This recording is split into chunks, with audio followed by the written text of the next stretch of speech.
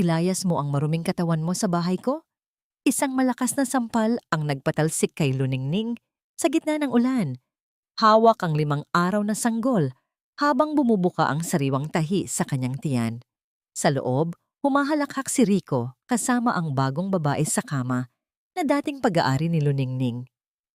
Pinagkaitan ng dangal, walang pera, at tinalikuran ng mundo. Ito ba ang dulo o ang simula ng isang madugong pagbangon? Magagawa pa kaya niyang magpatawad? Ilayas mo ang maruming katawan mo sa bahay ko bago ko pa ipakain sa mga aso ang basurang tulad mo. Ang boses ni Donna Aurora ay tila isang matalim na balisong na humiwa sa katahimikan ng gabi. Sa loob ng kusina, napatigil si Luningning sa pagtimpla ng gatas. Hawak niya ang bote, nanginginig ang kanyang mga daliri, habang ang bawat galaw ay nagdudulot ng tila kuryenteng sakit na gumuguhit mula sa kanyang puson paakyat sa kanyang dibdib. 5 araw pa lamang ang nakalilipas mula nang hiwain ng kanyang tiyan upang ilabas si Junjun sa mundong ito, at ang bawat hininga niya ay tila pakikipagbuno sa libu-libong karayom na nakatusok sa kanyang laman. Dahan-dahang lumingon si Luningning, ang kanyang muka ay kasing puti ng papel. Sa pinto ng kusina, nakatayo ang kanyang biyenan. Suot ang isang mamahaling pantulog na seda, habang sa likuran nito ay nakatayo ang kanyang asawang si Rico. Ngunit hindi nag-iisa si Rico. Nakasandal sa balikat nito ang isang babaeng nakasuot ng pulang bestida, si Celine, na may mapang-uyam na ngiti sa mga labi. Rico, gabi na. Ano ang ibig sabihin nito? Halos pabulong ang boses ni Luningning. Ang kanyang lalamunan ay tuyot na tila lupang hindi nadilig ng ilang buwan. Hindi tumingin sa kanya si Rico. Sa halip, inihagis nito sa sahig ang isang makapal na envelope. Nagkalat ang mga larawan sa paanan ni Luningning. Mga larawang kuha sa madidilim na kanto, kung saan ang isang babaeng kamukha niya ay may kayakap na ibang lalaki. Huwag ka nang magmaang-maangan, Luningning. I can't believe I married a woman like you. Nakakasuka ang pagmumukha mo. Nanlamig ang buong pagkatao ni Luningning. Fake ang mga ito, Rico. Alam mong hinding-hindi ko magagawa yan. 5 days ago lang ako nanganak. Paano ko magagawa ang ibinibintang nyo? Isang malakas na sampal mula kay Donna Aurora ang nagpabaling sa mukha ni Luningning. Huwag mo kaming lokohin. Matagal mo na kaming ginagawang tanga. My son deserves someone better. Someone like Celine. Hindi isang basurang galing sa hirap na katulad mo. Bago pa makasagot si Luningning, kinuha ni Rico ang kanyang mga maleta na tila kanina pa nakahanda at marahas na inihagis ang mga ito palabas ng pinto. Diretso sa basang kalsada. Ang malakas na tunog ng pagbagsak ng mga gamit ay sinundan ng hagulgol ni Junjun mula sa silid. Tumakbo si Luningning patungo sa kanyang anak. Hindi iniinda ang tila pagpunit ng kanyang tahi sa bawat hakbang. Ngunit binarahan ni Rico ang daan. Ilabas mo ang batang yan. Hindi ko kailangan ng anak ng isang taksil sa pamamahay ko. Anak mo siya, Rico. Maawa ka. Pagmamakaawa ni Luningning, lumuluhod na siya sa sahig. Ang kanyang mga kamay ay nakakapit sa binti ng asawa. Get off me! Marahas siyang tinulak ni Rico. Napasandal si Luningning sa gilid ng mesa at sa sandaling iyon, naramdaman niya ang isang malagkit at mainit na likido na dumadaloy sa kanyang hita. Ang puting bestida na suot niya ay dahan-dahang nabubura ng kulay ng sariwang dugo. Ang kanyang tahi ay bumuka na dahil sa marahas na pagkilos. Walang habag na binuhat ni Donna Aurora ang umiiyak na sanggol at halos ihagis ito sa bisig ni Luningning. Umalis na kayo. Ngayon din, itinulak sila palabas ng malaking gate ng mansyon. Sa labas, ang langit ay tila nakikiramay sa kanyang pighati. Ang ulan ay bumubuhos ng napakalakas, tila mga latigo na humahagupit sa kanyang sugatang katawan. Nakatayo si Luningning sa gitna ng dilim, yakap-yakap ang kanyang anak na binalot niya ng sariling katawan upang hindi mabasa. Tumingala siya sa bintana ng silid na dating sa kanila ni Rico. Nakita niya ang anino ni Rico at Celine na magkasama. tila ipinagdiriwang ang kanyang pagdurusa. Ang sakit sa kanyang puson ay wala pa sa kalahati ng sakit na nararamdaman ng kanyang puso. Bawat patak ng ulan ay tila asin na ibinubuhod sa kanyang bukas na sugat. Sa gitna ng kalsada, habang ang dugo ay humahalo sa agos ng tubig ulan, isang tanong ang paulit-ulit na humahantong sa kanyang isipan. Hanggang kailan kailangang magbayad ng isang inang walang sala para sa kasalanang hindi niya kailanman ginawa? At may pag-asa pa bang sumikat ang araw sa isang pusong ganap nang winasak ng mga taong pinagkatiwalaan niya?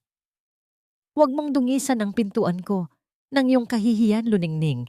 Hindi ka na namin anak mula sa oras na ito. Ang boses ni Mang Segundo ay hindi nanginginig.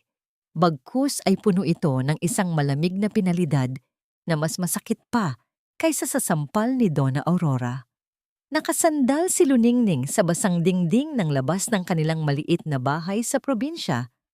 Ang kanyang mga binti ay tila gawa sa malambot na kandila na anumang oras ay bibigay na.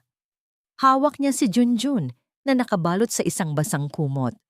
Ang tanging proteksyon ng sanggol laban sa malupit na hanging na nalasa sa madilim na kalsada.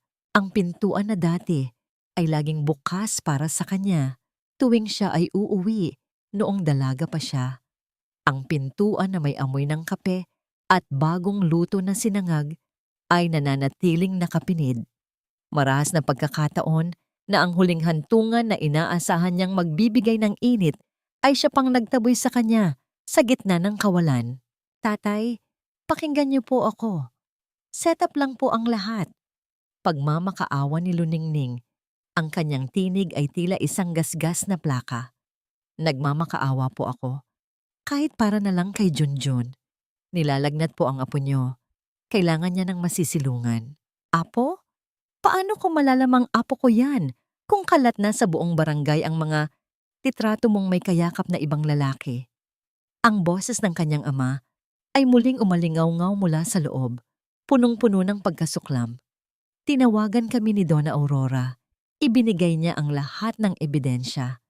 Ang pamilya natin ay mahirap ng Luningning, pero marangal. Ngayon, binalot mo kami ng putik sa harap ng lahat. Sa likod ng saradong pinto, narinig ni Luningning ang impit na iyak ng kanyang ina, si Aling Rosa.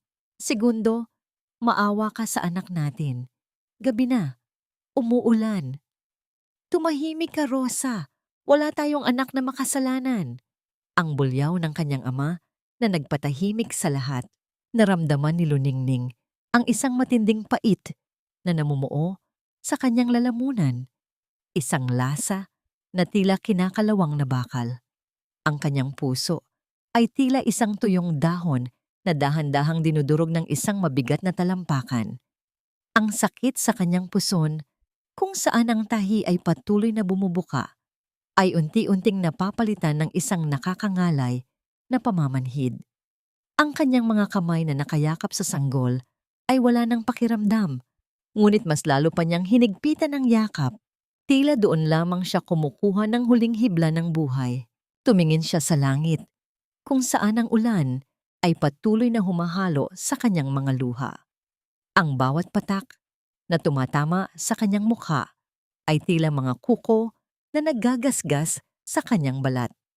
Wala na ang mansyon, wala na ang asawa, at ngayon, wala na rin ang kinalakihang tahanan. Dahan-dahan, humakbang siya palayo sa pintuan ng kanyang mga magulang. Ang bawat galaw ay isang torture, ang bawat paghakbang ay tila pag-apak sa mga bubog na baon sa kanyang kaluluwa. Ang putik sa kalsada ay kumakapit sa kanyang mga paang walang sapatos, tila hinihila siya pababa sa ilalim ng lupa. Ang kanyang diwa ay nagsisimulang lumutang, ang paligid ay nagiging malabo, at tanging ang mahinang ungol ni Junjun ang nagsisilbing angkla niya sa mundo. Huminto siya sa tapat ng isang madilim na eskinita, kung saan ang amoy ng estero at basura ay sumasalubong sa kanya. Doon, sa ilalim ng isang butas-butas na yero, dahan-dahan siyang naupo. Ang kanyang puting bestida ay punong-puno na ng dumi at tuyong dugo.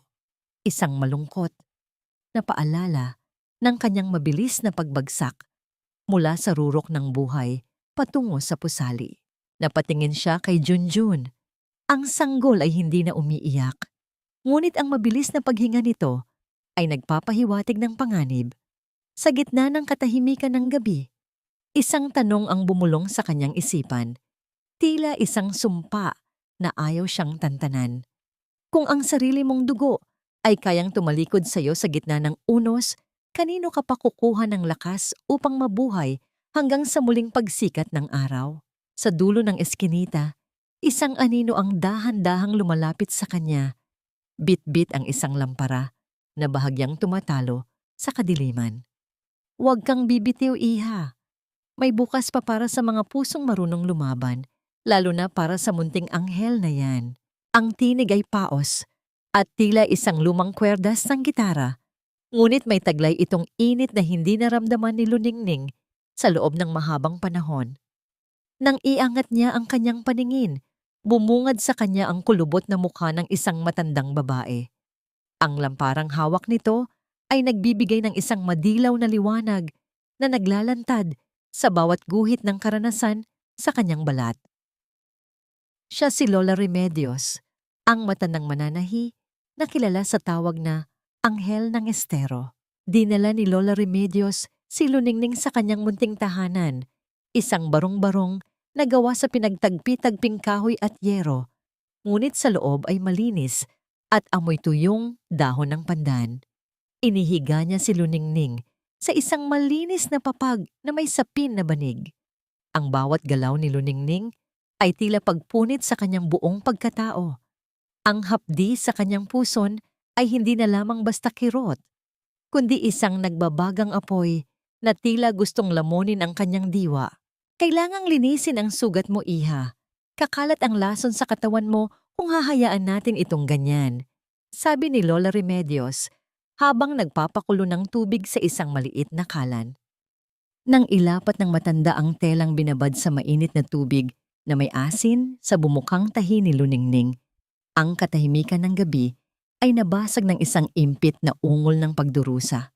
Wala siyang lakas na sumigaw, tanging ang pagbaon lamang ng kanyang mga kuko sa gilid ng papag at ang pagtulo ng malalaking butil ng pawis ang nagpapakita ng hindi masukat na sakit. Ang bawat dampi ng mainit na tubig ay tila paghahalukay sa kanyang laman, ngunit sa likod ng hapdi, naramdaman niya ang dahan-dahang paghupa ng paninigas ng kanyang mga kalamnan. Habang maingat na nililinisan ni Lola Remedios ang sugat, nagsimula itong magkwento. Huwag mong isiping ikaw lang ang biktima ng malupit na mundo, Luningning. Noon, bago ako naging mananahi rito, may pamilya rin ako. May asawa akong akala ko ay tapat, ngunit ipinagpalit ako sa isang babaeng mayaman at kinuha ang lahat sa akin, pati ang kaisa-isa kong anak. Ang tanging itinira nila sa akin ay ang karayom na ito. Itinaas ni Lola Remedios ang isang kinakalawang ngunit matulis na karayom. Sa simula, ang akala ko ay gagamitin ko ito para saktan ang sarili ko o ang mga taong sumira sa akin. Pero mali ako. Ginamit ko ito para pagtagpi-tagpiin ang mga basahan hanggang sa maging isang buong damit. Ang buhay ay parang pagtahi, iha. Minsan, kailangang tusukin ang tela para maging maganda ang disenyo. Kinuha ng matanda ang kamay ni Luningning. Isang mahiwagang sandali ang namagitan sa kanila nang maramdaman ni Luningning ang mga kalyo sa palad ni Lola Remedios, mga kalyong bunga ng libu-libong tusok ng karayom at mahabang taon ng pagtitiis. Doon, sa gitna ng karalitaan, naramdaman ni Luningning ang isang kislap ng pag-asa na akala niya ay tuluyan nang namatay sa ilalim ng ulan. Matapos mabigyan ng lunas ang kanyang sugat at mapakain si Junjun ng kaunting maligamgam na tubig, pinatulog ni Lola Remedios ang mag-ina. Ngunit sa gitna ng gabi, nagising si Luningning dahil sa liwanag ng buwan na tumatagos sa butas ng yero. Nahagip ng kanyang paningin ang isang piraso ng lumang dyaryo na ginamit na pansapin sa isang maliit na mesa. Dahan-dahan siyang gumapang upang basahin ang balitang naroon. Ang kanyang puso, na nagsisimula pa lamang humilom, ay tila muling piniga nang makita ang isang malaking larawan sa social page ng dyaryo. Naroon si Rico, nakasuot ng isang mamahaling tuxedo, at si Celine na may suot na dambuhalang singsing.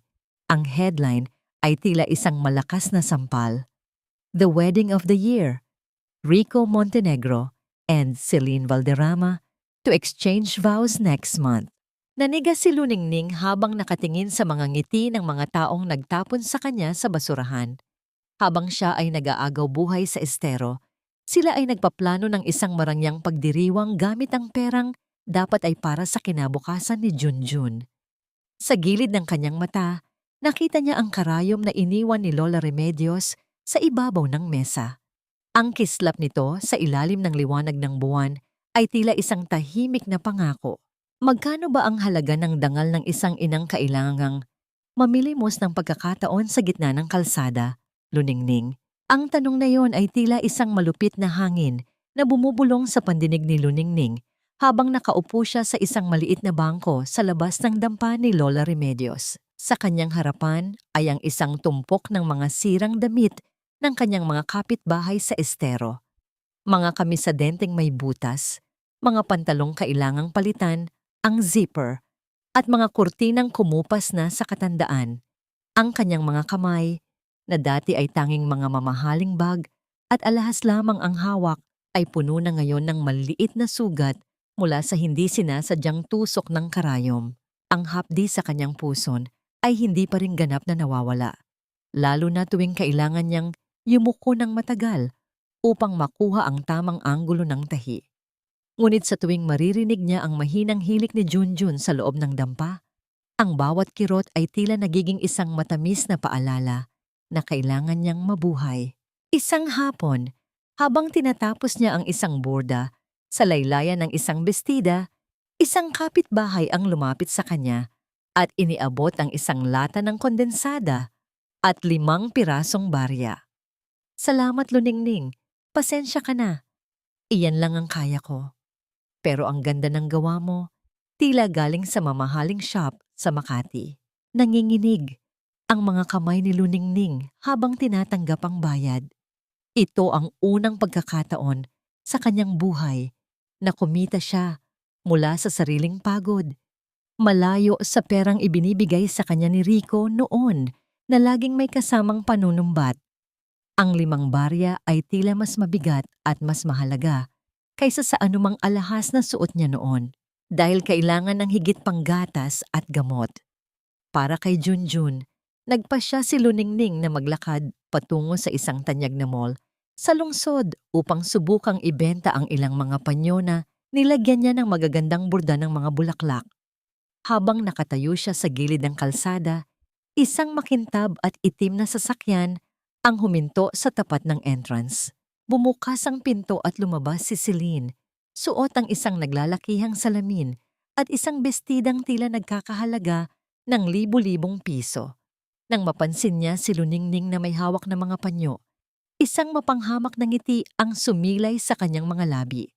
Lumapit siya at kinuha ang isa sa mga panyo. Tiningnan ito na tila isang maruming basahan at pagkatapos ay sadyang binitawan ito sa putikan. Oh, I'm sorry. Akala ko kasi basura. Nagkataon lang palang kamukha mo ang tinda mo. Ang sabi ni Celine habang itinutapak ang kanyang suot na mamahaling takong sa panyong may burda. Pinihit-pihiti ito hanggang sa mabaon sa dumi ng kalsada. Don't tell me, dito ka na kumukuha ng panggatas sa anak ng kung sinong lalaki na ipinipilit mo kay Rico. Nanginig ang buong katawan ni Luningning. Ngunit hindi niya hinayaan ang kanyang mga luha na pumatak sa harap ng babaeng sumira sa kanyang buhay. Dahan-dahan siyang yumuko, pinulot ang maruming panyo, at hinarap si Celine ng may paninindigan. Maaaring madumihan mo ang tahi ko, Celine, pero hinding-hindi mo na muling madudumihan ang pagkatao ko. Ang duming nasa paanan mo ngayon ay mas malinis pa kaysa sa konsensyang daladala mo.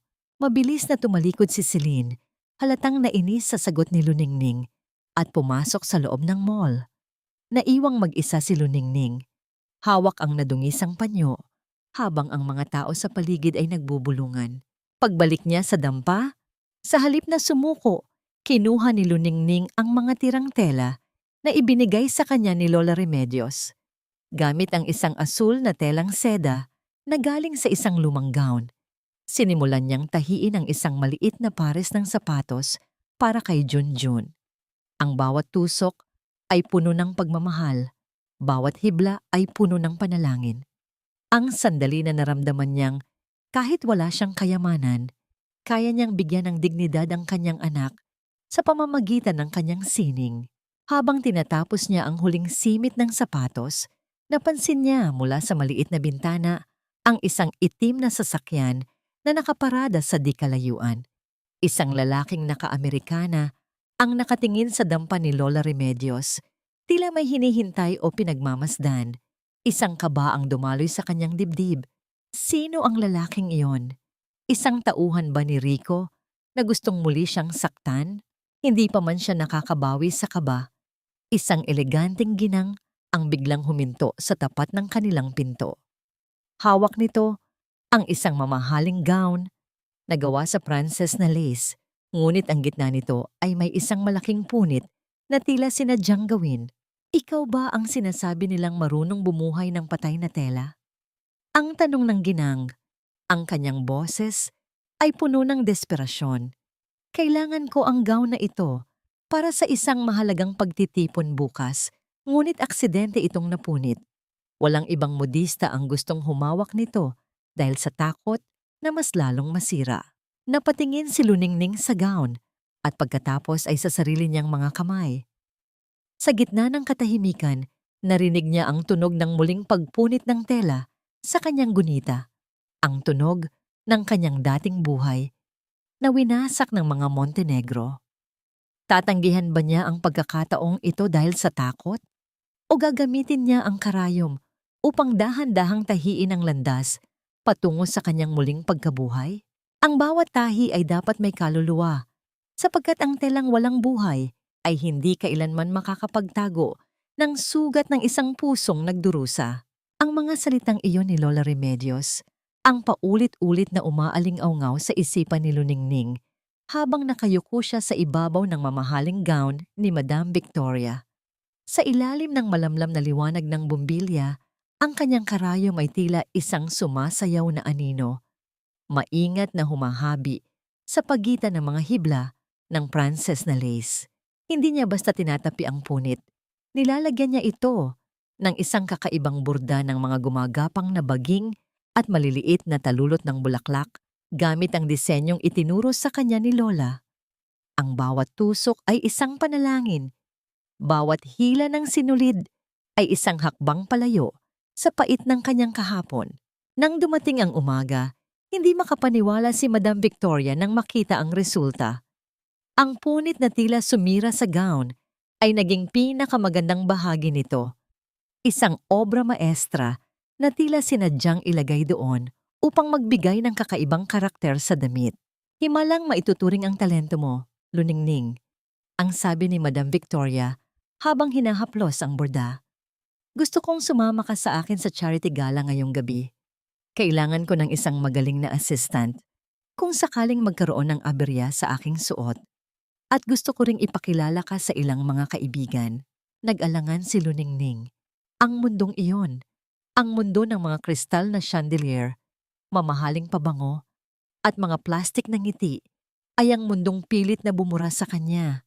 Ngunit nang makita niya ang kislap ng pag-asa sa mga mata ni Lola Remedios at ang mahimbing na tulog ni Junjun, alam niyang kailangan niyang harapin ang kanyang mga kinatatakutan.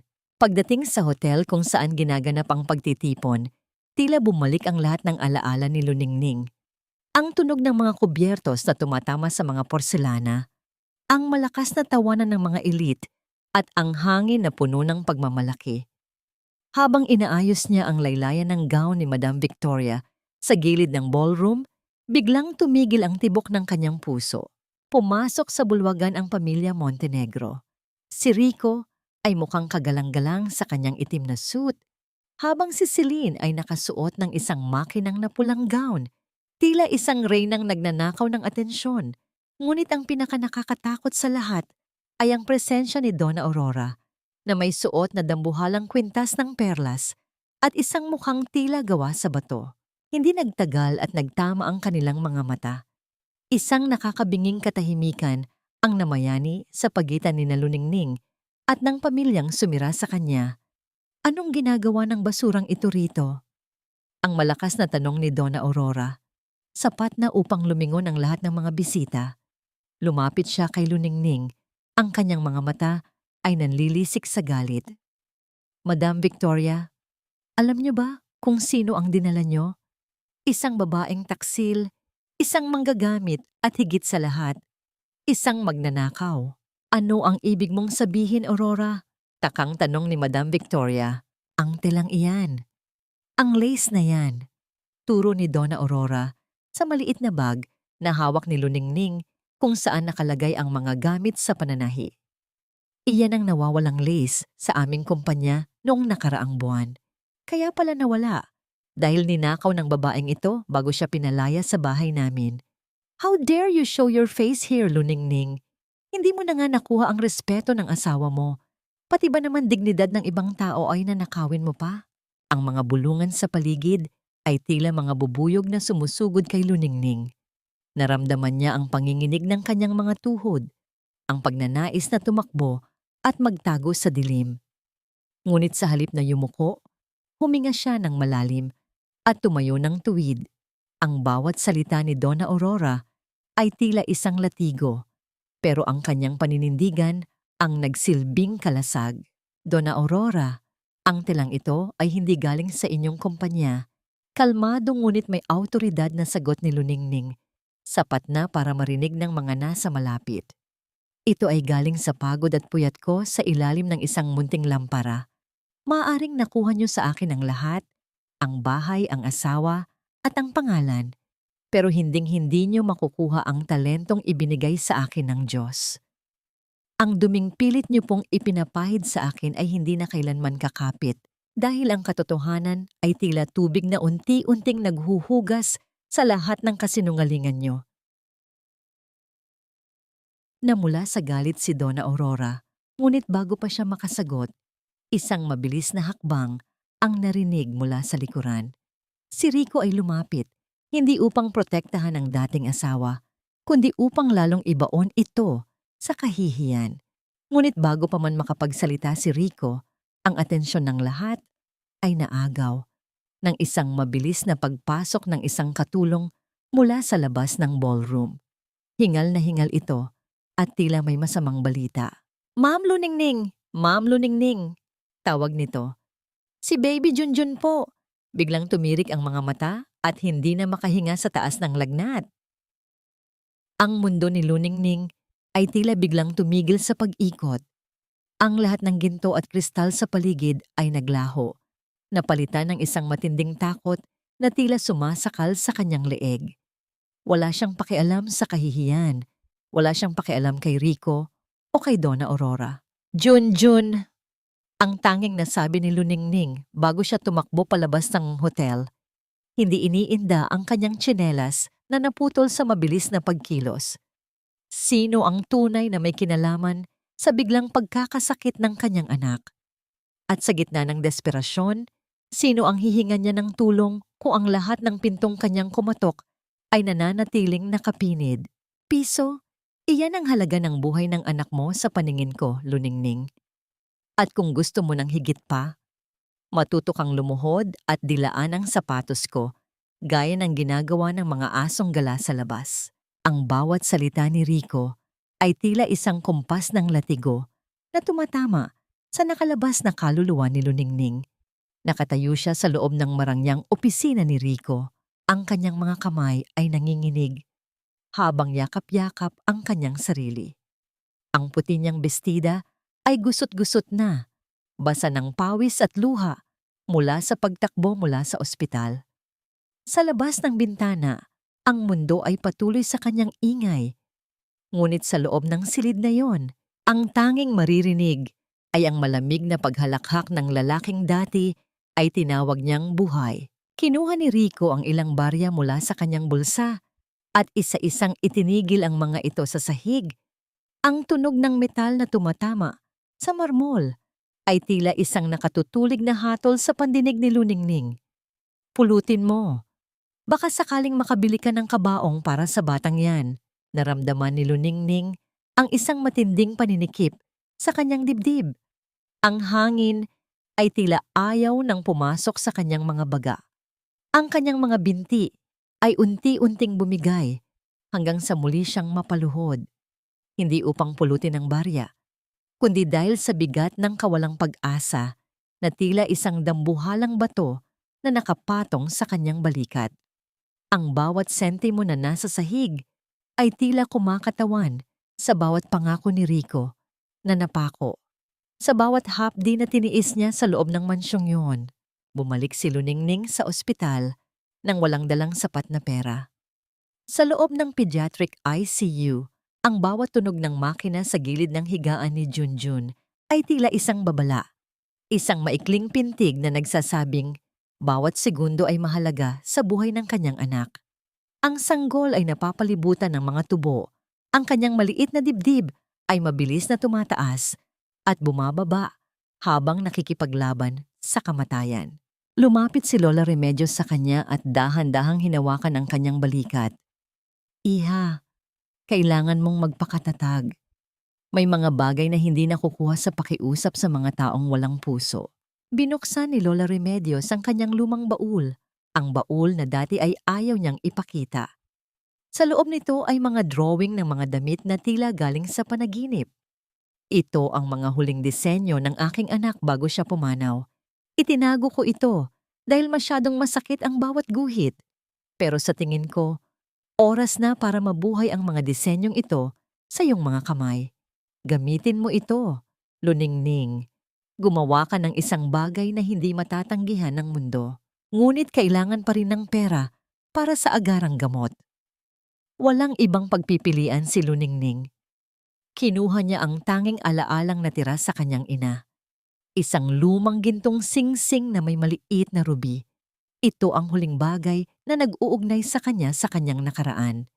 Sa isang maliit na sanglaan sa kanto, ibinigay niya ang sing-sing kapalit ng ilang libong piso na kulang pa rin para sa operasyon, ngunit sapat na para sa mga paunang gamot.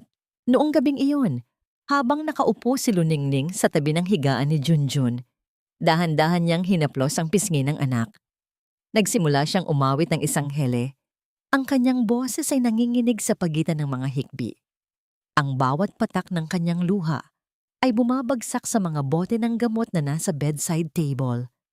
Tila isang tahimik na binyag ng sakit at pag-ibig. Matulog ka na, aking mahal. Huwag kang matakot, ang nanay ay narito lang. Ang bulong niya, habang ang kanyang mga mata ay unti-unting pumipikit dahil sa pagod. Kinaumagahan, ginising si Luningning ng isang nurse. Ang kanyang puso ay biglang tumibok ng mabilis. Ang takot na baka may masamang nangyari ay tila isang kuryenteng gumapang sa kanyang buong katawan. Ma'am Luningning, may magandang balita po. Ang sabi ng nurse, habang may hawak na isang manipis na papel. May nagpadala po ng isang tseke sa billing office. Bayad na po ang lahat ng gastusin sa operasyon at pati na rin ang pananatili niyo rito sa ospital. Full payment na po. Napatulala si Luningning. Sino ang gagawa nito? Si Rico ba ay biglang natauhan? O ang kanyang ama na tinalikuran siya? O baka naman si Madam Victoria? Ngunit nang tingnan niya ang pangalan ng nagpadala, wala itong nakasulat. Tanging isang maikling mensahe lamang ang nasa ibaba ng resibo para sa isang inang hindi sumusuko. Sino ang mahiwagang taong ito na nagmamasid sa dilim? At ano ang kapalit ng tulong na ito na tila hulog ng langit sa gitna ng kanyang kalbaryo? Ang kalayaan ay hindi nakukuha sa pagtakas mula sa sakit, kundi sa pagharap sa bawat hibla ng katotohanang pilit nating itinatago sa ilalim ng ating mga pilat.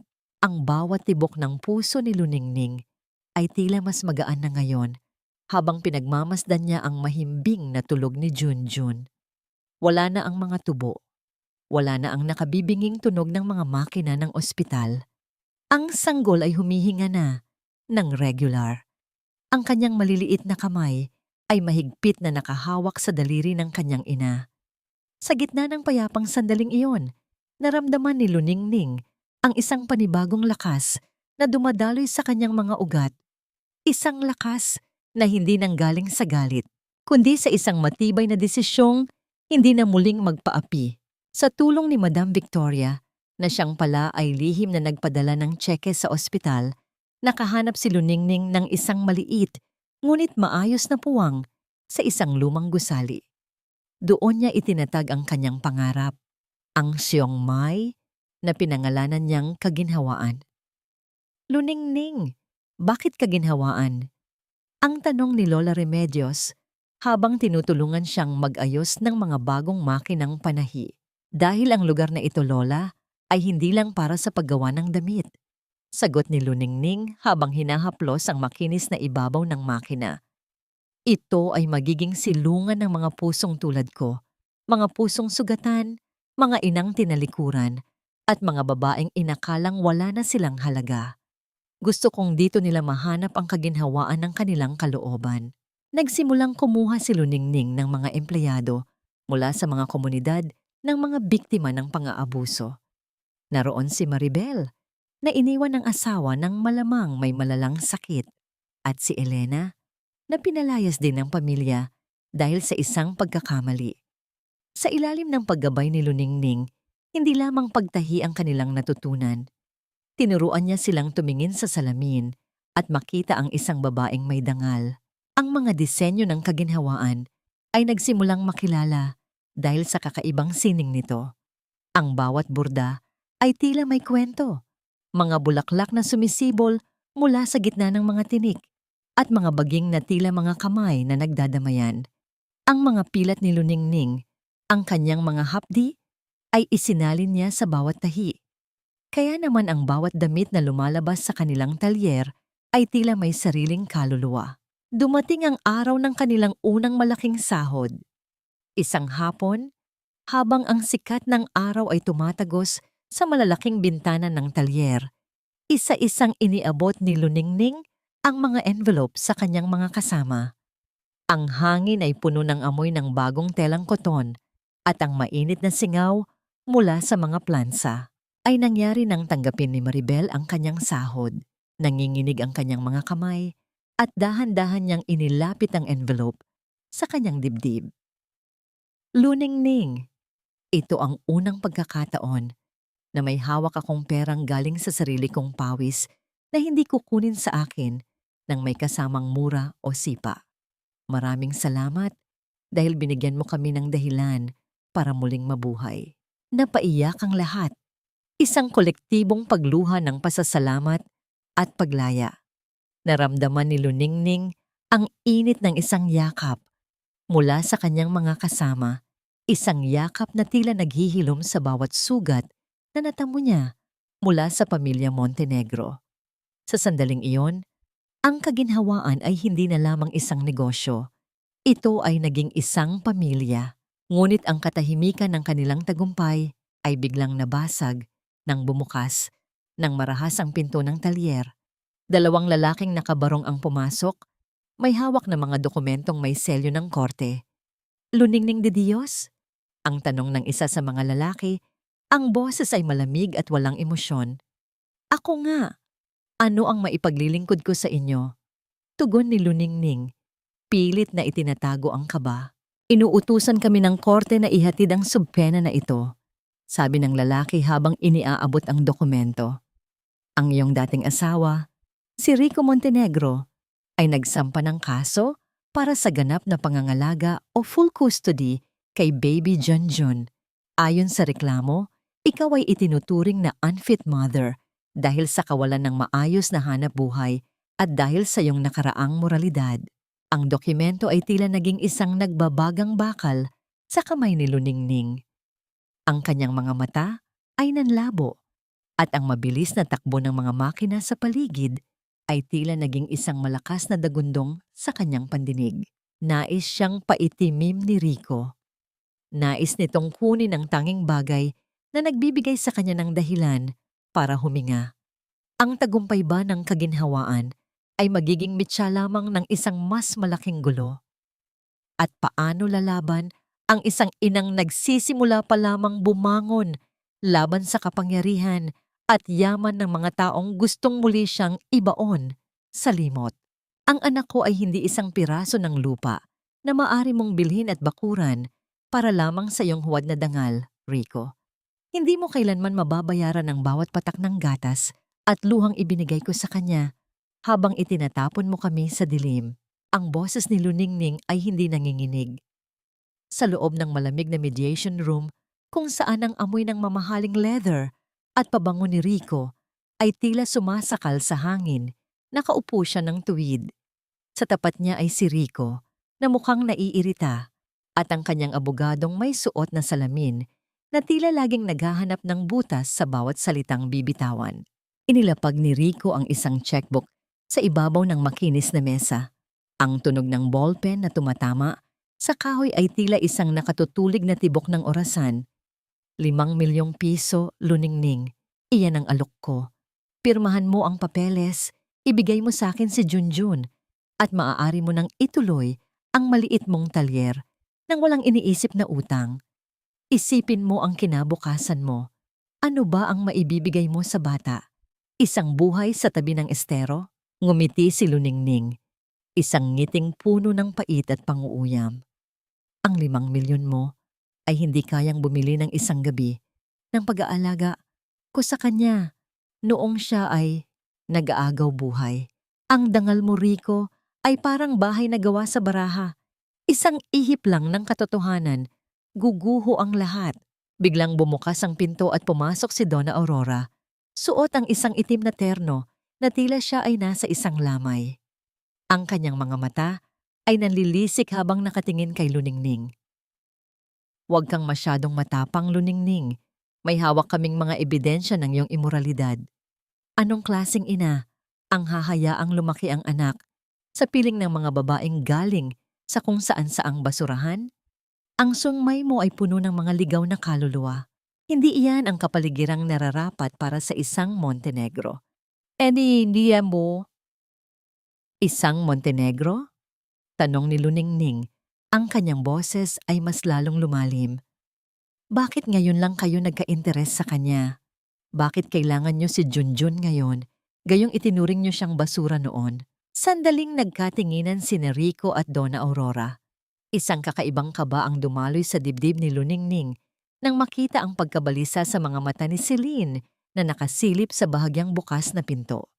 Sa gitna ng mainit na diskusyon ng mga abogado, isang katotohanan ang dahan-dahang lumitaw mula sa mga dokumentong inilabas ng kampo ni Rico. Natuklasan ng abogado ni Luningning ang isang medikal na record mula sa isang pribadong klinika. Ang mukha ni Celine ay biglang namutla. Baog si Celine, hindi siya kailanman magkakaanak.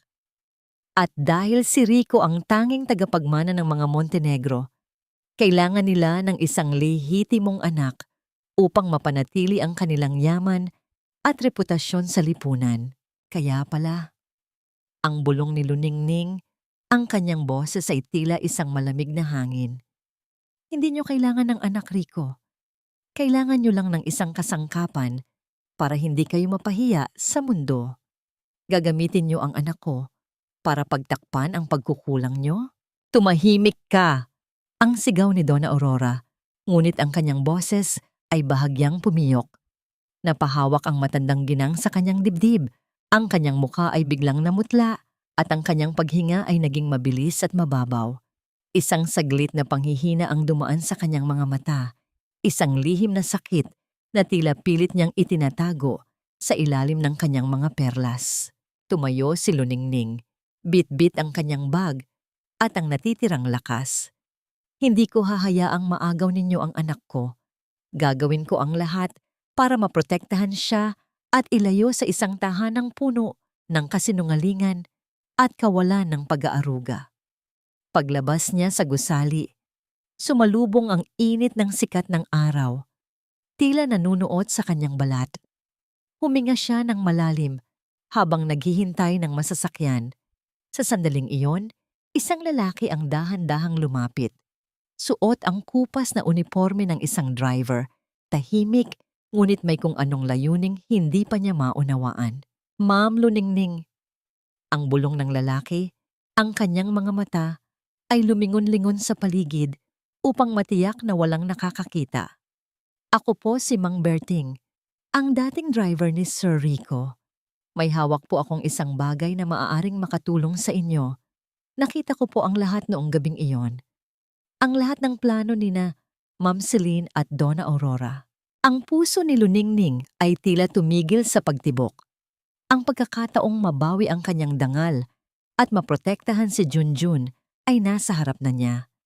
Ngunit sa likod ng pag-asang ito, isang panganib ang naghihintay. Sino ang nakikinig sa dilim? Sa gabi ring iyon, sa kanyang panaginip, narinig ni Luningning ang malakas na tunog ng kahoy na tumatama sa mesa. Ang tunog ng gavel ng isang hukom. Ang tunog na yon ay tila isang hatol na hindi niya matakas-takasan. Ang katotohanan ay tila isang nakatagong lason. Unti-unti nitong pinapatay ang mga kasinungalingang itinayo sa ibabaw ng ating mga luha. Ngunit bago ito makapagpalaya, madalas ay kailangan muna nitong manunog. Sa ilalim ng isang lumang puno ng mangga sa gilid ng isang tahimik na parke, nakikinig si Luningning sa bawat salita ni Mang Berting. Ang boses ng matanda ay nanginginig. Tila bawat pangungusap ay isang mabigat na pasanin na ngayon lamang niya naibaba. Ikinuwento ni Mang Berting kung paano siya inutusan ni Celine sa ilalim ng basbas ni Donna Aurora na kumuha ng mga larawan ni Luningning sa malayo at kung paano nila binayaran ng isang lalaki upang magpanggap na kayakap nito. Patawarin niyo po ako, Ma'am Luningning, ang sabi ni Mang Berting habang nakayuko. Ang kanyang mga kamay ay mahigpit na nakahawak sa kanyang kupas na sombrero. Natakot po ako noon dahil kailangan ko ng pera para sa sakit ng asawa ko. Pero hindi ko na po kayang sikmurain ang bawat balita tungkol sa inyo. Ibinigay po nila sa akin ang orihinal ninyong marriage contract na may mga pirma ninyo dahil plano nilang palitan iyon ng pekeng dokumento para palabasing null and void ang kasal nyo. Inabot ni Mang Berting ang isang plastic na bag na naglalaman ng mga dokumentong tila matagal nang itinago sa madidilim na sulok. Nang mahawakan ito ni Luningning, naramdaman niya ang isang matinding panginginig. Ito ang katibayan na hinding-hindi maikakaila ng mga Montenegro. Ngunit ang panandaliang pag-asa ay biglang naglaho nang makarinig siya ng isang malakas na tunog mula sa direksyon ng kanyang talyer. Ang langit, na kanina ay kulay ube dahil sa takip silim, ay biglang nagliwanag ng isang nakapapansin na kulay kahel. Ang amoy ng usok ay mabilis na humalo sa hangin, tila isang masamang babala na nagpapabilis sa tibok ng puso ni Luningning. Ang siomai ko, ang sigaw niya. Pagdating niya sa talyer, ang kaginhawaan ay nilalamon na ng naglalakihang apoy. Ang tunog ng lagitik ng mga nasusunog na kahoy at ang pagbasag ng mga bintana ay tila mga huling hininga ng kanyang pinaghirapan. Ang mga telang sutla at koton, na dati ay makukulay at puno ng pangarap, ay nagiging mga itim na abo na nililipad ng hangin. Walang pakialam sa panganib. Sinubukan ni Luningning na pumasok sa loob. Ang mga disenyo ko, ang mga gawa ng mga kasama ko. Huwag, Luningning, mapanganib na. Ang sigaw ni Lola Remedios na pinipigilan siya sa labas habang ang ibang mga kababaihan ay umiiyak habang pinapanood ang kanilang tanging pag-asa na naglalaho sa harap ng kanilang mga mata. Ngunit hindi nagpaawat si Luningning. Kumuha siya ng isang timba ng tubig, ibinuhos ito sa kanyang sarili at mabilis na pumasok sa gitna ng makapal na usok. Sa loob, ang init ay tila sumasakal sa kanyang balat. Ang bawat hininga ay puno ng nakasusulasok na anghang ng sunog na tela. Nakita niya ang kanyang mesa kung saan nakalagay ang mga folder ng kanyang mga disenyo para sa Fashion Week, ang tanging paraan upang maisalba ang kanyang negosyo. Nang makuha niya ang mga folder, isang bahagi ng kisame ang bumigay. Muntik na siyang maipit sa nagbabagang yero. Sa huling sandali, nakalabas siya. Puno ng uling ang muka at may mga paso sa braso. Ngunit mahigpit na yakap-yakap ang mga folders sa kanyang dibdib. Habang nakaupo siya sa kalsada, hinihingal at nanonood, sa huling pagbagsak ng kanyang talyer, lumingon siya sa kanto ng eskinita. Isang pamilyar na itim na sasakyan ang dahan-dahang umaalis sa dilim. At doon, sa ilalim ng poste ng ilaw, nakita niya si Celine.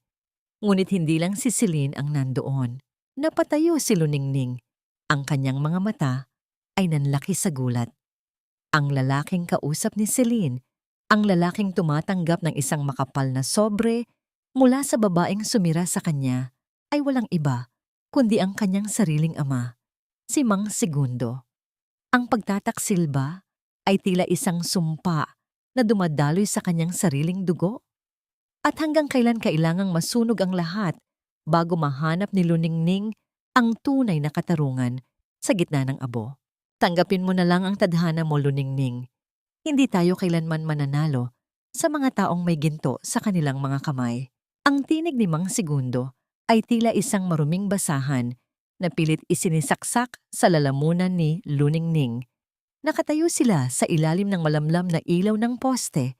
Ang anino ng kanyang ama ay mahaba at tila isang madilim na galamay na yumayakap sa kanyang pagkatao. Hawak pa rin ni Luningning ang mga folder na nasunog ang mga gilid. Ang amoy ng abo ay nananatili sa kanyang buhok. Tila isang sumpa ng kanyang kahapon. Tumingin si Luningning sa mga mata ng kanyang ama. Wala siyang nakitang pagsisisi, tanging ang takot at ang kinang ng kasalanan. Ipinagpalit mo ang dangal ng sarili mong anak para sa ilang pirasong pilak, tatay. Ang siyong may ko, ang tanging pag-asa namin. Hinayaan mong masunog dahil lang sa takot mo sa mga Montenegro. Hindi sumagot si Mang Segundo, bagkus ay mabilis siyang tumalikod at naglakad palayo. Bit-bit ang sobre ng pera na tila isang mabigat na kadena sa kanyang budhi. Naiwang mag-isa si Luningning sa gitna ng dilim. Ang bawat pintig ng kanyang puso ay tila isang malakas na dagundong ng pagguho. Ang sakit na naramdaman niya mula kay Rico ay hindi maihahambing sa lason ng pagtataksil ng sariling dugo. Ngunit sa gitna ng abo, isang himala ang nagsimulang sumibol. Kinabukasan, sa ilalim ng init ng araw, ang mga kababaihan ng kaginhawaan ay hindi sumuko. Sa tulong ng bayanihan ng komunidad sa Estero, nagtayo sila ng isang pansamantalang silungan gamit ang mga trapal at kawayan. Ang tunog ng mga manumanong makina na hiniram mula sa mga kapitbahay ay tila isang orkestra ng pagbangon. Luningning, hindi tayo titigil hanggang hindi mo natatapos ang koleksyong ito, ang sabi ni Lola Remedios habang matiyagang naghihimay ng mga sinulid. Sa loob ng isang linggo, ang talyer ay naging isang pugad ng mabilis na paglikha.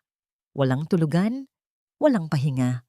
Ang bawat patak ng pawis at bawat tusok ng karayom ay naging bahagi ng isang mas malaking pangarap.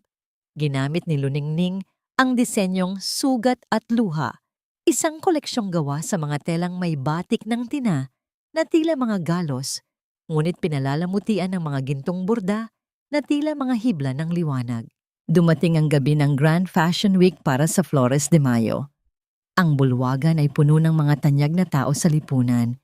Naroon sina Rico at Celine, nakaupo sa front row, mayabang na hinihintay ang pagpapakita ng kanilang sariling koleksyon. Nagawa sa mga imported na materyales. Kampante sila.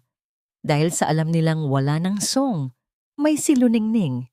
Nang magsimula ang show, ang lahat ay napatahimik. Ang mga modelo ni Luningning ay lumabas na walang suot na sapatos. Ang kanilang mga paa ay may mga marka ng dumi. Ngunit ang kanilang mga damit ay nagniningning na tila. Mga bituin, ang disenyong sugat at luha ay tumama sa puso ng mga manonood. Ito ay hindi lamang damit. Ito ay isang testimonya ng pakikibaka. Ang huling lumabas ay si Luningning. Suot ang isang simpleng puting bestida na may burda ng pulang rosas sa tapat ng kanyang puso. Hawak niya si Junjun, Nasuot ang maliliit na sapatos na tinahi niya noon sa dampa. Isang nakabibinging palakpakan ang pumuno sa buong ballroom. Ang mga kritiko ay tumayo. Ang mga flash ng kamera ay tila mga kidlat na nagbibigay ng parangal sa kanyang tagumpay. Ang kumpanya ni Rico ay tuluyang natabunan. Ang kanilang mga disenyo ay nagmukhang matigas at walang buhay kumpara sa kaginhawaan. Sa gitna ng tagumpay ni Luningning, nakita niya si Donna Aurora na dahan-dahang tumayo. Ang mukha ng matanda ay biglang naging abo. Ang kanyang mga kamay ay nanginginig habang nakahawak sa kanyang leeg. Isang saglit na katahimikan ang namayani bago ang dahan-dahang pagbagsak ng katawan ni Donna Aurora sa sahig. Ang tunog ng kanyang pagbagsak ay tila isang huling hatol sa kanyang pagmamataas. Habang nagkakagulo ang lahat upang saklolohan ang matanda, dalawang lalaking naka-Amerikana ang lumapit kay Rico. Mr. Rico Montenegro, kami ay mula sa Bureau of Internal Revenue. Meron kaming warrant para sa pag-inspeksyon ng inyong mga dokumento dahil sa alegasyon ng tax evasion at money laundering. Ang langit ay tila biglang bumagsak sa balikat ni Rico. Habang pinapanood ni Luningning ang kanyang dating asawa na namumutla sa harap ng mga awtoridad, isang tanong ang dahan-dahang nabuo sa kanyang isipan. Ang tagumpay ba ay tunay na matamis kung ang bawat hakbang patungo rito ay kailangang dumaan sa isang apoy na tumupok sa lahat ng iyong pinahalagahan? Luningning, parang awa mo na. Nagkamali ako. Ikaw lang ang tunay na nagmahal sa akin. At ngayon ko lang na-realize na ikaw ang tanging kayamanan ko. Ang mga salitang yun ni Rico ay tila isang malansang agos ng tubig na pilit dumudungis sa katahimikan ng bagong opisina ni Luningning. Nakatayo si Rico sa gitna ng silid. Ang kanyang mamahaling suit ay gusot-gusot na. Ang kanyang buhok ay magulo. At ang amoy ng alak ay nanalaitay sa bawat hininga niya. Malayo ito sa mapagmataas na lalaking nagtapon sa kanya sa ulan, ilang buwan na ang nakalilipas. Nakatayo si Luningning sa likod ng kanyang malapad na mesa. Ang kanyang kamay ay nakahawak sa isang piraso ng telang seda na kasalukuyan niyang ginugupit.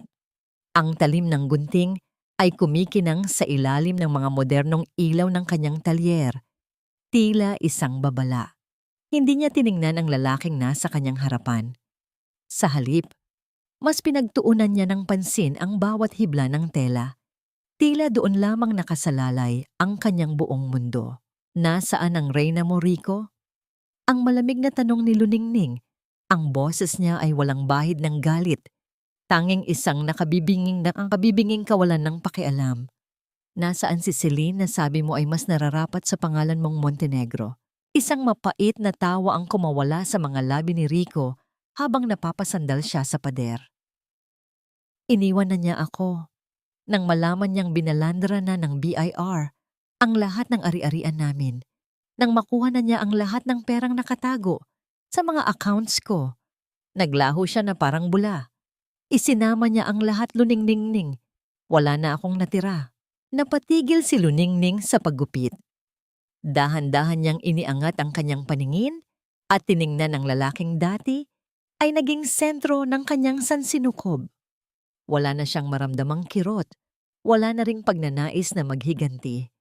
Ang nakikita niya ngayon ay isang estranghero na nababalot ng sariling dumi. May nakalimutan ka, Rico, ang sabi ni Luningning habang dahan-dahang binubuksan ang kanyang drawer. Kumuha siya ng ilang barya, mga baryang sadyang itinabi niya mula sa araw na pinaluhod siya ni Rico sa kanyang opisina. Dahan-dahan niyang inilakad ang kanyang mga paa patungo sa kinalalagyan ni Rico at isa-isang inilagay ang mga barya sa nanginginig na palad ng lalaki. Iyan ang baryang itinapon mo sa akin noon nung nagmamakaawa ako para sa buhay ni Junjun. Ngayon, ibinabalik ko sa iyo ng buo. Gamitin mo yan para makapagsimula ka o gamitin mo para pambili ng iyong huling inumin. Ngunit huwag na huwag mong iisiping may babalikan ka pa sa amin ng anak ko. Ang Luningning na sinira mo ay matagal nang namatay sa gitna ng ulan. Na yun ay tila isang matalim na kutsilyo na humiwa sa natitirang kayabangan ni Rico. Napaluhod ang lalaki sa harap ni Luningning. Ang kanyang mga hikbi ay gumagapang sa sahig. Ngunit ang pintuan ng puso ni Luningning ay nanatiling nakapinid. Ngunit sa gitna ng drama sa loob ng opisina, isang mas malaking panganib ang nagaganap sa labas. Si Donna Aurora, na nakalabas na sa ospital ngunit puno pa rin ng puot, ay hindi pa tapos sa kanyang huling alas. Habang abala ang lahat sa loob ng talyer, isang itim na van ang dahan-dahang huminto sa tapat ng nursery room kung nasaan si Junjun. Isang matalim na tunog ng mabilis na pag-andar ng sasakyan ang bumasag sa katahimikan ng paligid. Ang sigaw ni Lola Remedios mula sa labas ay tila isang kulog na nagpabagsak sa mundo ni Luningning. Luningning, si Junjun. Kinuha nila si Junjun. Ang bawat hibla ng katawan ni Luningning ay tila biglang nanigas. Ang gunting na hawak niya ay nahulog sa sahig. Ang tunog ng bakal na tumatama sa semento ay tila isang hatol ng kamatayan. Hindi niya inisip si Rico. Hindi niya inisip ang kanyang negosyo. Tumakbo siya palabas. Ang kanyang mga paa ay mabilis na humahakbang patungo sa kawalan. Sa di kalayuan, sa isang lumang bodega sa gilid ng pantalan, isang matalim at maikling tunog ng putok ng baril ang biglang nagpatahimik sa ingay ng mga alon. Sino ang natamaan sa gitna ng madilim na gabi? At hanggang saan ang kayang isakripisyo ng isang ina upang bawiin ang buhay na kinuha mula sa kanyang mga bisig? Ang bawat putok ng baril ay tila isang pagyanig ng langit, isang marahas na tunog na bumasag sa huling hibla ng katinoan ni Luningning. Ang amoy ng luma at kinakalawang na bakal ay humahalo sa alat ng dagat habang tumatakbo si Luningning patungo sa loob ng madilim na bodega sa pantalan. Ang kanyang mga paa ay humahagibis sa magaspang na semento, hindi iniinda ang hapdi ng bawat gasgas at dumi. Sa dulo ng pasilyo, sa ilalim ng isang nanginginig na ilaw, nakita niya ang isang eksenang kailanman ay hindi niya malilimutan. Nakatayo si Mang Segundo, ang kanyang sariling ama. Hawak ang isang lumang baril na nanginginig sa kanyang mga kamay. Sa harap niya, ang isang lalaking inupahan ni Donna Aurora ay nakahandusay sa sahig, hawak ang kanyang balikat na duguduan. Sa gilid, nakaupo si Donna Aurora sa isang lumang silya. Ang kanyang mukha ay puno ng takot at pagkalito, habang si Junjun ay umiiyak sa loob ng isang basket sa malapit. Tatay? Ang halos hindi makapaniwalang tawag ni Luningning. Ang kanyang boses ay tila isang pabulong na panalangin sa gitna ng unos. Dahan-dahang lumingon si Mang Segundo. Ang kanyang mga mata ay puno ng mga luha ng pagsisisi. Ang kanyang mukha ay tila tumanda ng 10 taon sa loob ng isang gabi. Patawarin mo ako, Luningning. Hindi ko kayang makitang pati ang apo ko ay kukunin nila sa'yo. Ang pera, ang sobrang tinanggap ko mula kay Celine. Kinuha ko lang yon dahil ang nanay mo. Huminto ang matanda. Ang kanyang mga hikbi ay tila mga huling hininga ng isang taong nalulunod. Ang nanay mo ay may malalang sakit sa puso, anak. Ginamit yon ni Donna Aurora para takutin ako. Sabi niya, kung hindi ko gagawin ang gusto nila, hindi nila ibibigay ang gamot na kinakailangan ng nanay mo para mabuhay. Pero mali ako. Mas pinili kong maging duwag kaysa maging ama sa iyo. Naramdaman ni Luningning ang isang matinding habag na bumalot sa kanyang puso. Ang galit na dati ay tila isang nagbabagang apoy, ay dahan-dahang napalitan ng isang malalim na pag-unawa. Ang kanyang pamilya ay naging biktima rin ng lason ng mga Montenegro. Mabilis na kinuha ni Luningning si Junjun mula sa basket at mahigpit itong niyakap. Ang init ng katawan ng anak ay tila isang gamot na humihilom sa lahat ng kanyang takot. Sa sandaling iyon, ang tunog ng mga sirena ng pulis ay nagsimulang umalingaw-ngaw mula sa malayo. Ang asul at pulang ilaw ay dahan-dahang sumisilip sa mga bitak ng bodega. Dumating ang mga awtoridad at mabilis na pinalibutan ng lugar. Si Donna Aurora na tila nawala na sa sariling katinoan, ay dinala palabas habang nakaposas. Wala na ang kanyang pagmamataas, wala na ang kanyang mga perlas. Tanging isang matandang babaeng kinakain ng sariling puot ang natira. Ay nangyari nang lumapit si Mang Segundo kay Luningning sa harap ng ospital kung nasaan ang kanyang ina. Dahan-dahang lumuhod ang matanda sa harap ng kanyang anak. Ang kanyang mga kamay ay nakahawak sa laylayan ng bestida ni Luningning. Luningning, kahit hindi mo ako mapatawad, hayaan mo lang akong maging lolo kay Junjun sa natitirang mga araw ko. Hayaan mong punan ko ang bawat pagkukulang ko sa iyo. Ang pakiusap ng kanyang ama, ang kanyang noo, ay nakadikit sa semento. Hinawakan ni Luningning ang nanginginig na kamay ng kanyang ama at dahan-dahan itong pinatayo. Ang pagpapatawad ay hindi isang mabilis na proseso, ngunit sa gabing iyon, ang unang hibla ng pakikipagkasundo ay dahan-dahang itinahi sa kanilang mga puso. Nalaman ni Luningning na si Celine ay nahuli na rin sa airport habang sinusubukang tumakas patungong Singapore. Bit-bit ang mga ninakaw na dokumento ng kumpanya. Ang lahat ng mga taong sumira sa kanya ay isa-isang nahuhulog sa sarili nilang bitag. Ngunit habang tila bumabalik na ang kapayapaan sa buhay ni Luningning, isang nurse ang mabilis na lumapit sa kanya sa loobi ng ospital. May hawak itong isang liham na may selyo ng intensive care unit. Ma'am Luningning, critical po ang kondisyon ni Donna Aurora matapos siyang atakihin sa puso habang nasa presinto. Sabi ng doktor, huling oras na niya ito. Paulit-ulit niya pong binubulong ang pangalan niyo. Gusto niya kayong makita sa huling pagkakataon. Napatigil si Luningning. Ang babaeng naging mitya ng kanyang impyerno ay humihingi ng huling sandali mula sa kanya. Pupunta ba siya upang harapin ang multo ng kanyang nakaraan o hahayaan na lamang niyang lamunin ng dilim ang taong pilit siyang binura sa mundo? Ang katarungan ay hindi laging dumarating na may hawak na espada upang kumitil ng buhay. Minsan ay dumarating ito sa anyo ng isang tahimik na silid kung saan ang tanging maririnig mo ay ang sarili mong pagsisisi. Ang bawat hakbang ni Luningning sa pasilyo ng ospital ay tila may kasamang bigat ng libu-libong alaala. Ang amoy ng antiseptic at ang malamig na buga ng aircon ay nagpapaalala sa kanya ng gabi ng siya ay pinalayas. Ang gabi ng ang kanyang sariling tahi ay bumuka sa gitna ng ulan. Ngunit ngayon, siya ay naglalakad hindi bilang isang biktima, kundi bilang isang babaeng ganap ng malaya sa gapos ng kahapon.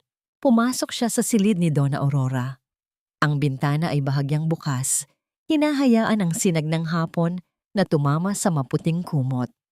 Doon, sa gitna ng mga aparatong nagpapanatili ng kanyang hininga, ay ang babaeng dating naghari sa buhay ni Luningning. Wala na ang dambuhalang kwintas ng perlas, wala na ang makapal na kolorete, at wala na ang mapang-aping tinig. Ang natira ay isang matandang lumpo. Ang balat ay tila tuyong papel na nakadikit sa buto, at ang mga mata ay tila dalawang malalim na balon ng lungkot. Dumating ka! Ang pabulong na sabi ni Donna Aurora, ang boses ay tila isang gasgas na kwerdas na pilit pinatutunog. Ang kanyang kanang kamay ay nanginginig habang pilit itong itinataas patungo kay Luningning. Hindi sumagot si Luningning. Dahan-dahan siyang naupo sa gilid ng higaan at kinuha ang mangkok ng lugaw na nasa bedside table. Kumuha siya ng isang kutsara, hinipan ito ng bahagya upang mabawasan ang init at dahan-dahang inilapit sa bibig ng matanda. Ang sandaling nagpapakita na ang tunay na tagumpay ay hindi ang pagpabagsak sa kaaway, kundi ang pananatiling tao sa kabila ng kanilang kalupitan. Isang gawaing hindi kailanman nagawa ni Donna Aurora para sa kanya, kahit noong siya ay nag-aagaw buhay pa sa panganganak. Luningning, patawad. Ang muling bulong ng matanda, isang patak ng luha ang gumapang mula sa gilid ng kanyang mata patungo sa puting unan. Sa pagkakataong ito, naramdaman ni Luningning na ang laso ng galit sa kanyang puso ay tuluyan ng natunaw. Ang pagpapatawad ay hindi para sa ikagiginhawa ni Donna Aurora, kundi para sa sarili niyang kapayapaan. Habang nagaganap ang huling sandaling iyon sa ospital, ang katarungan ng langit ay patuloy na gumugulong sa labas. Sa loob ng isang madilim at siksikang selda, sa pitan ng lungsod, nakaupo si Celine sa isang sulok. Ang kanyang dating makinis na balat ay puno na ngayon ng mga pasa mula sa pakikipag-away sa mga kapwa preso. Ang kanyang pulang bestida ay napalitan ng kulay kahel na uniforme. At ang bawat halakhak niya noon ay napalitan ng bawat takot na nararamdaman niya sa bawat pagpikit ng kanyang mga mata.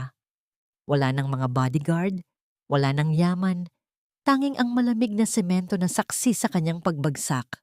At si Rico, ang dating tagapagmana ng mga Montenegro, ay nakatayo ngayon sa harap ng isang malaking salamin sa lobi ng isang gusali sa Makati. Ngunit hindi siya naroon para sa isang business meeting. Hawak niya ang isang mahabang walis at isang timba ng tubig. Suot niya ang uniforme ng isang janitor sa mismong gusaling dating pag-aari ng kanyang pamilya. Bawat taong dumadaan ay tila isang paalala ng kanyang kamalian. Nakita niya si Luningning sa isang magazine na iniwan ng isang bisita sa sofa. Ang mukha ng kanyang dating asawa ay nagniningning bilang isa sa mga top entrepreneurs of the year. Napayuko na lamang si Rico. Ang bawat kiss-kiss ng kanyang walis sa sahig ay tila tunog ng pagguho ng kanyang sariling mundo. Paglabas ni Luningning sa ospital, ang hangin ay tila mas masarap lang hapin. Habang naglalakad siya patungo sa kanyang sasakyan, tumunog ang kanyang telepono. Isang tawag mula sa kanyang sekretary sa kaginhawaan. Ma'am Luningning, hindi po kayo maniniwala. Ang masayang boses sa kabilang linya. Ang kinatawan ng isang malaking fashion house mula sa Paris at New York ay tumawag po. Gusto nilang gawing international brand. Ang kaginhawaan. May offer po silang partnership na magdadala sa ating mga disenyo sa buong mundo. Napatigil si Luningning sa tabi ng kanyang sasakyan. Tumingala siya sa langit, kung saan ang kulay ng dapit hapon ay tila isang obra maestra ng pag-asa. Ang bata na pinalayas sa ulan ay ngayon ay magiging mukha na ng tagumpay sa mata ng mundo. Ngunit sa gitna ng kanyang katuwaan, napansin niya ang isang lalaking nakatayo sa di kalayuan sa ilalim ng isang puno ng nara. Hindi ito si Rico. Ang lalaki ay may hawak na isang pumpon ng mga sariwang bulaklak at nakatingin sa kanya nang may isang nangiting puno ng paghanga at pag-aalaga. Ito ang arkitektong si Gabriel, ang taong dahan-dahang nagtuturo sa kanya na ang pag-ibig ay hindi laging kailangang masakit. Handa na ba si Luningning na buksan muli ang pinto ng kanyang puso o ang mga pilat ng nakaraan ay sapat na upang manatili siyang mag-isa sa rurok ng kanyang tagumpay? Hindi na hapdi ang hatid ng pilat sa aking puson, kundi isang kwento ng muling pagkabuhay na nakaukit sa aking balat. Ang bulong na yon ni Luningning sa sarili ay tila isang banal na pag-amin. Habang nakatayo siya sa harap ng isang dambuhalang salamin sa loob ng kanyang bagong opisina. Suot niya ang isang asul na terno na gawa sa pinaghalong sutla at pinya. Isang disenyong sumasalamin sa kanyang katatagan at sa yaman ng kanyang kultura. Wala na ang bakas ng pagod sa kanyang mga mata. Ang nandoon na lamang ay ang ningning ng isang babaeng dumaan sa apoy at lumabas na isang ginto. Sa ibaba ng gusali, ang dating maliit na talyer ay isa na ngayong malawak at modernong factory na tila isang palasyo para sa mga manggagawa. Ngunit higit sa mga makina, ang pinakamahalagang bahagi ng kaginhawaan ay ang bagong itinatag na foundation para sa mga kababaihan. Ang bawat sulok ng gusali ay punong-puno ng halimuyak ng mga sariwang bulaklak at ang malinis na amoy ng bagong telang cotton na tila nagbibigay ng bagong hininga sa sinumang pumasok doon. Ma'am Luningning, nakahanda na po ang lahat para sa ating fiesta ng pasasalamat. Ang masayang balita ni Elena, ang dati ay takot na babaeng pinalayas din noon, ngunit ngayon ay isa na sa mga head supervisors ng kumpanya. Ang buong barangay sa tabi ng estero, ang lugar na kumalinga kay Luningning, noong siya ay walang-wala, ay nababalot ngayon ng makukulay na banderitas ang tunog ng mga tambol at ang masayang tawanan ng mga bata ay bumabalot sa hangin. Tila isang masiglang awit na nagbubura sa bawat alaala ng ulan at dilim. Ang mga mesa ay puno ng mga pagkaing Pilipino, mula sa lechon hanggang sa kakanin, isang pagdiriwang ng tagumpay na hindi lamang kay Luningning, kundi para sa buong komunidad. Ni Luningning ay nangyari nang mapag-isa siya sa kanyang dressing room bago ang formal na programa. Dahan-dahan niyang tiningnan ang kanyang refleksyon. Hinaplos niya ang bahagi ng kanyang tiyan kung saan naroon ang peklat ng kanyang operasyon. Noon, itinuring niya itong simbolo ng kanyang kabiguan at sakit. Ngunit ngayon, nakikita niya ito bilang isang map of victory. Isa itong paalala na sa kabila ng pagpunit sa kanyang laman, mas pinili niyang tahiin ang kanyang kinabukasan ng may pagmamahal. Sa sandaling iyon, hindi na siya ang biktima. Siya na ang reyna ng sarili niyang kapalaran. Napakaganda mo, Luningning. Tila hindi ka lang isang mananahi, kundi ang mismong obra maestra. Ang malambing na tinig ni Gabriel mula sa pinto. Lumapit ang arkitekto at dahan-dahang hinawakan ang kamay ni Luningning.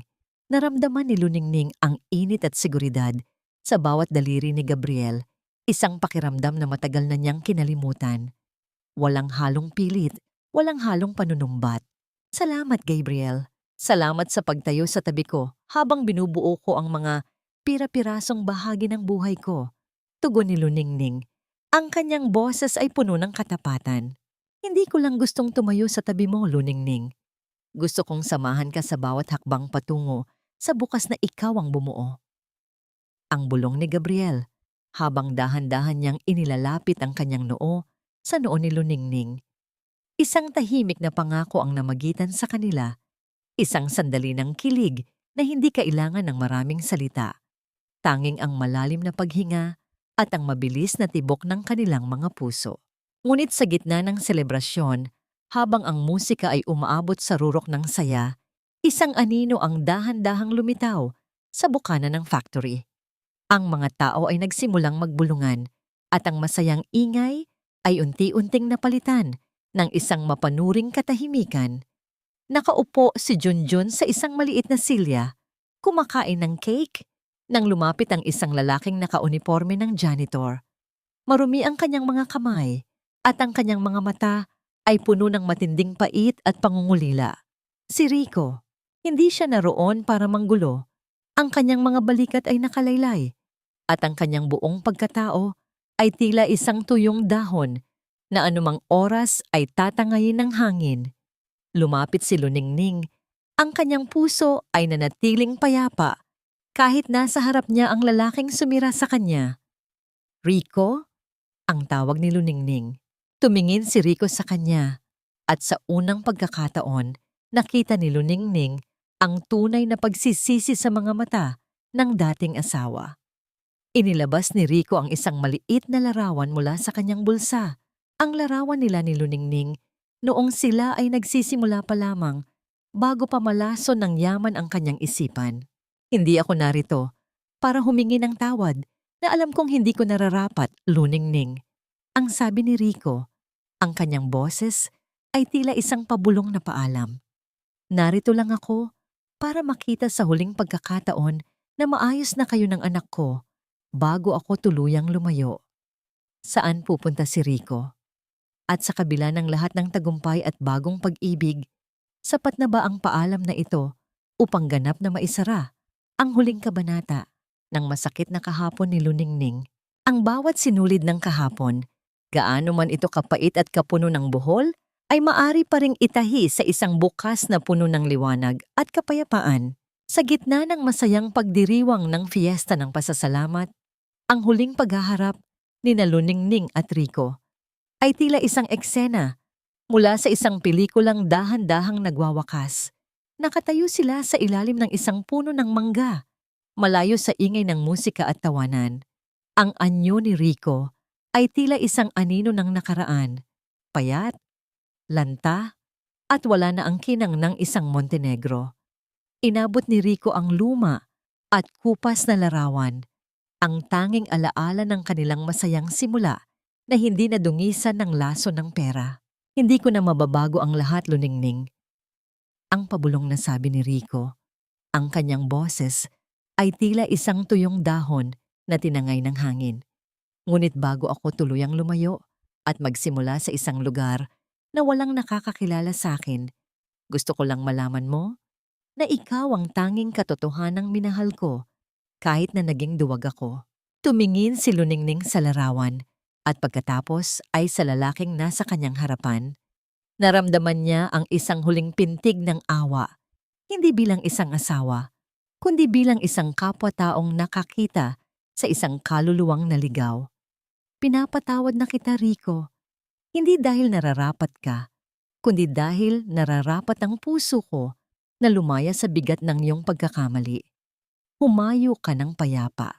Isang huling tingin ang ibinigay ni Rico kay Junjun na masayang nakikipaglaro sa ibang mga bata. Pagkatapos, dahan-dahan siyang tumalikod at naglakad palayo. Ang kanyang anyo ay unti-unting nilamon ng dilim ng gabi. Tila isang huling hininga ng isang masakit na kabanata na tuluyan nang natapos. Lumipas ang ilang buwan at dinala ni Luningning ang kanyang buong pamilya sa isang tahimik na resort sa Batangas. Ang bawat hampas ng alon sa pampang ay lumilikha ng isang marahang himig ng kapayapaan, tila isang dambuhalang kura na naglilinis sa lahat ng natitirang pait ng nakaraan. Nakaupo si Lola Remedios sa isang tumba-tumba, nakangiti habang pinapanood si Namang Segundo at Aling Rosa na nagtuturo kay Junjun kung paano bumuo ng kastilyong buhangin.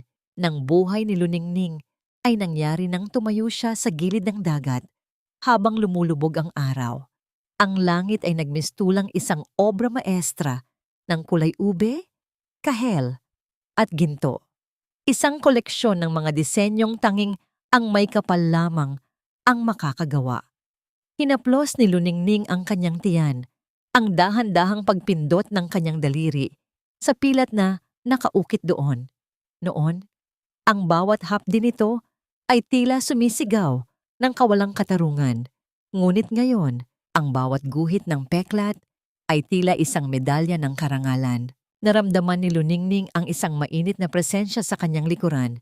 Si Gabriel. Hindi ito nagsalita. Sa halip ay dahan-dahan nitong ipinatong ang kanyang mga kamay sa balikat ni Luningning at ipinaatong ang kanyang baba sa tuktok ng ulo nito. Ang amoy ng dagat at ang init ng pagmamahal ni Gabriel ay tila isang balabal na yumayakap sa buong pagkatao ni Luningning. Sa wakas, Luningning, narito na tayo sa bukang liwayway na ipinangako mo sa iyong sarili. Ang malambing na bulong ni Gabriel. Hindi lang ito bukang liwayway, Gabriel, tugon ni Luningning habang nakatingin sa malawak na abot-tanaw. Ito ang ganap na paghilom, ang bawat tahi ng buhay ko. Gaano man kasakit ang pagtusok ng karayom, ay nagbunga ng isang damit na kaya nang harapin ang anumang unos. Sa huling sandali ng araw, bago tuluyang lamunin ng dilim ang pampang, makikita ang anino ng isang pamilyang buo, masaya at malaya. Si Junjun ay tumatakbo patungo sa kanyang ina. Ang kanyang tawa ay tila isang awit ng tagumpay. Binuhat ni Luningning ang kanyang anak at sa pagitan ng kanilang yakap, naramdaman niya ang ganap na katarungan, hindi sa pagkakakulong ng kanyang mga kaaway, kundi sa katotohanang muli siyang natutong magmahal at mahalin ng walang pag-aalinlangan. Ang sungmay na kaginhawan ay hindi na lamang isang gusali. Ito ay naging simbolo ng bawat inang bumangon mula sa putik. Bawat babaeng nahanap ang kanyang halaga sa gitna ng pagtalikod ng mundo. At doon, sa ilalim ng mga bituin, ang kwento ni Luningning ay nanatiling isang buhay na paalala na ang pinakamagandang disenyo ng buhay ay hindi yaong gawa sa ginto, kundi yaong tinahi gamit ang mga hibla ng katatagan, pag-asa at wagas na pag-ibig.